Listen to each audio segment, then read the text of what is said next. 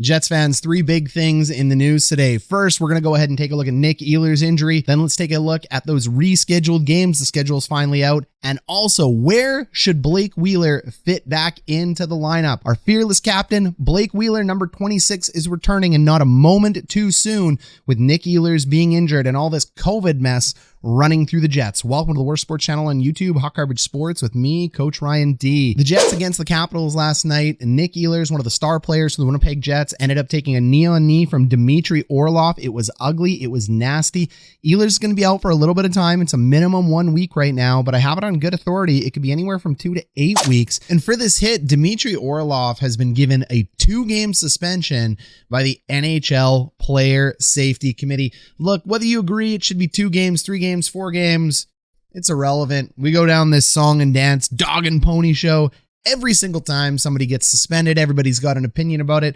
I don't think the NHL has any consistency when they do this. It was an absolutely terrible hit. It definitely warrants a suspension, but like they get half of them wrong anyway. So really sucks for Ehlers. We hope he's back soon. Orlov, he's just playing hockey. It's part of the game. I mean, dirty hits happen all the time.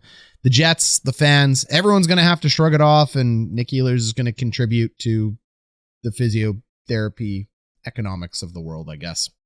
Sorry, team. So what we see right here is, Dmitry Orlov coming in and making contact with Nik Ehlers' knee on the outside of his left knee. One more time from that angle. You don't like to see the way that bends. The biggest concern with the knee on knee is this angle right here. Hey, thanks Glenn for getting me this great angle. I appreciate it. You can see that knee catches the outside of Nik Ehlers. This is absolutely not the place you want it to go. You have no strength on that area of the knee. I said it before in the video last night. I'm not a doctor, but you have your MCL on that side of the knee. So this could end up being a bruised knee. It could be an MCL sprain. It could be an MCL complete tear, considering where it was hit. There could even be some ACL damage. We'll never know. The NHL doesn't release these types of things, but that is just not the way you want to get hit. Nik Ehlers is shifty, but Orlov completely sticks his knee out. 9 Jets games have been rescheduled for the month of February. There they are up on the screen. So Jets fans, it's going to be a busy February. It was a really bum January without hockey. The Winnipeg Jets will be running up to 250 people in the arena. Lottery will be for Winnipeg Jets season ticket holders that apply to be in the arena to watch the game. That's not a lot of players, but at least it's some noise. Better than just Celtics, and that's not a knock to Celtics. It's just, at least we got somebody in there. So the Winnipeg Jets have been rescheduled. We have some good TV watching there in February, and that should be a really nice homestand for the Winnipeg Jets. Hopefully Blake Wheeler will be back in time for that. And speaking of Blake Wheeler, he couldn't come back soon enough. Look, I get he's been polarizing in the Jets community, but 26 is definitely better than a majority of what the Jets players have when you take a look at the Jets lineup. This is your tentative Winnipeg Jets lineup with Nik Ehlers out. Paul Stastny is tentative to return there between Andrew Kopp and Mark Scheifele. Look, Kyle Connor, Pierre-Luc Dubois, Cole Perfetti, I told you, take that to the bank, lock it in. If COVID or injury doesn't hit any one of these kids, knock on wood, that is going to end up being your line one. I don't care what place they end up getting put in, but Blake Wheeler clearly slots in right there next to his best buddy, Mark Scheifele. Andrew Kopp's been one of the best Winnipeg Jets that hasn't been able to put in a goal. We've talked about Kopp many times on here, but Blake Wheeler will come in and take that spot where Paul Stastny is, and likely Stastny goes down to the third line, taking the spot where Poganski is. The Winnipeg Jets' fourth line is mediocre at best. We talked about it. If you haven't seen my last video, go ahead, check it out. Link is above. They ended up getting 6 minutes. Look, Tony Notto, we all love the working guy journey who ends up moving up.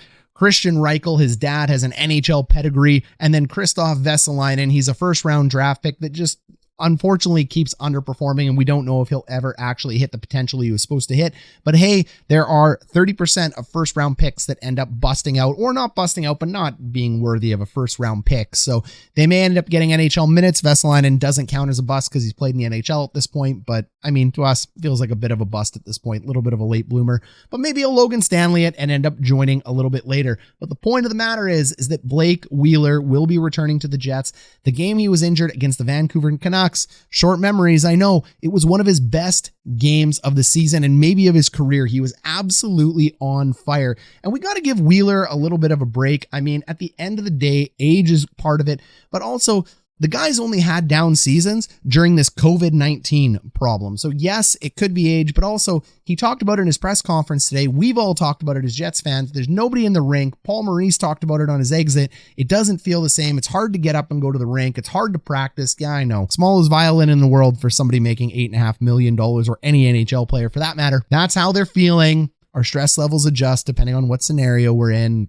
They happen to be in this scenario. So look, we all know Pierre-Luc Dubois had a down year last year. There was a whole bunch of factors why. Now he's blossomed. Blake Wheeler was actually having a reasonably good year this year. And now I believe, anyway, for myself as a coach, now that we got Connor Dubois and Perfetti locked in as one of the lines, it feels way less detrimental to have Wheeler locked in with Scheifele and Kopp. That actually gives us a really nice top six, and Stastny fits in really well on the third line. You can end up doing some really nice line balancing at that point. So Jets fans, let me know what you think. Let me know what you think about the rescheduled games. The Jets are making moves right now. The kids look all right. Dave Lowry,